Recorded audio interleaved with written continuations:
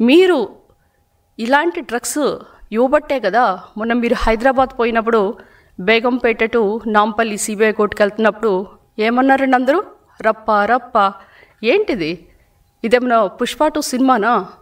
ఏదో డైలాగ్స్ వాళ్ళు ఎంటర్టైన్మెంట్ చేయడానికి పెడతారు. మరి చాలామంది ఇక స్లోగన్స్, కేరింతలు, line is back to Hyderabad. 2029లో మన టార్గెట్ ఫిగర్, మ్యాజిక్ ఫిగర్ 88 వస్తే ఇక గంగమ్మ జాతరే. ఇంకా రకరకాలు. రేపు హైదరాబాద్లో జగనన్న రూల్. అసలుకి హైదరాబాద్లో ఉన్న ప్రభుత్వం ఏంటండి? అది కాంగ్రెస్ ప్రభుత్వం, అపోజిషన్ ఉంది బీఆర్ఎస్. వైసీపీ అనేది నామమాత్రం కూడా లేదు. అక్కడ హైదరాబాద్లో ఎలక్షన్లు జరుగుతుంటే ఓటేయటానికే జనాలు రారు. ఎందుకంటే అక్కడ సాఫ్ట్వేర్ ఇంజనీర్స్ ఉంటారు, అందరూ ఆల్ వర్కింగ్ పీపుల్.